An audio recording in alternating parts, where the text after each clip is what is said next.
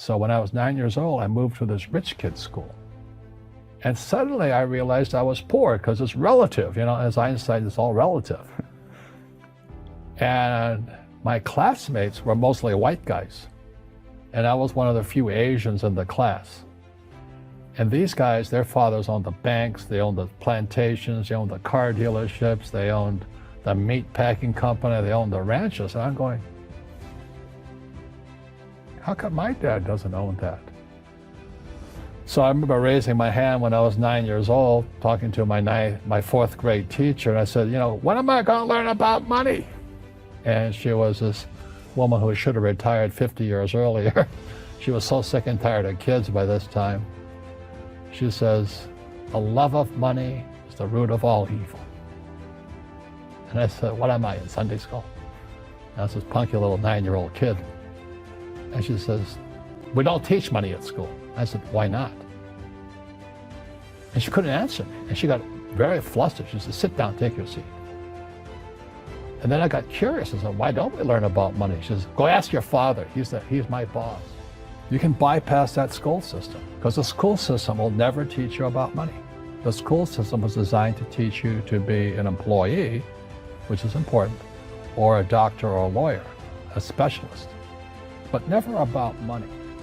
My father was the head of education, PhD, all that stuff. I go home and ask him, said, why don't we learn about money in school? And he looked at me and says, because the government doesn't let us teach that subject. The government tells us what we can teach and what we can't teach. And I thought that was strange. And I said, but aren't we going to school to learn about money? He says, no, your job is to get a job. I said, but you get a job to earn money. He goes, no, you're supposed to just get a job. I went, no. Isn't the purpose of a job to earn money? He goes, you're correct. I said, so why don't I just learn about money? I can skip the job part, And he got flustered and he said, look, and my father was, for Japanese, very tall, 6'4", and imposing man, good guy. But he says, if you want to learn about money, why don't you ask your best friend's father about money? And I said, why? That's Mike. So why ask him? He says, because Mike's father is an entrepreneur.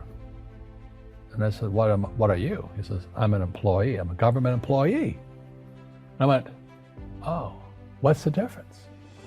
He says, the difference is an entrepreneur must know about money, or they're no longer entrepreneurs. And he says an employee doesn't have to know anything about money because the government will take care of them, the company will take care of them. So I'm all confused. But I took my dad's advice and I trundled over to Mike's father's office and knocked on his door and I said, hey, I'm here, 9 years old. Teach me about money. He says, beat it, kid, But that's where the story of Rich Dad, Poor Dad started. And finally, through persistence, my rich dad started teaching me about money on one condition. And that condition was he would never pay me. He says, the moment I pay you, you think like an employee. He says, that's the trap. Entrepreneurs work for free. And he would teach me about money. But the way he taught me about money was playing Monopoly. And finally one day I got upset. I said, well, when are you going to teach me about money? He says, what do you think we're doing? We're playing Monopoly. He goes, no. What do you think we're doing? We're playing Monopoly. He says, what do you think we're doing? I said, I don't know. I'm teaching about money. And then that's when, you have one greenhouse. He says, there's many formulas for great success in money. There's thousands of them. But one of the best ones found on the game of Monopoly. Still is today. 4 greenhouses, 1-bed hotel. I said, what? He says, one of the greatest ways to acquire great wealth is playing Monopoly in real life. 4 greenhouses, 1-bed hotel. Well, is that all there is? He goes, that's it. And he says, what do you think I'm doing? And I went, I don't know. So then he took me out and he showed me his greenhouses. And 10 years later, when I was 19, I was now in school in New York, and I come back to Hawaii, and Rich Dad had bought the biggest piece of land smack dab in the middle of Waikiki Beach.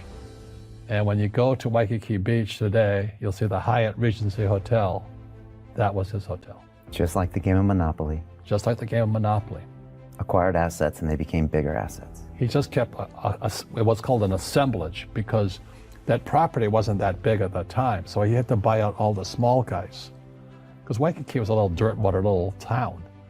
So he'd buy out this shop owner, buy that shop owner.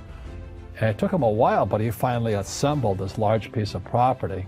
And then he and Hyatt put up this giant hotel. You know, it just sold for $800 million.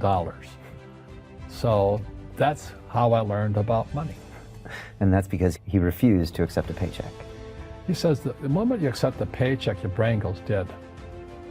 You know, he just got paid. He says, as long as you're hungry, you'll think. And he was a great, great teacher. So today when people ask me what I do, they know me as the author of Rich Dad, Poor Dad. I just say I play Monopoly.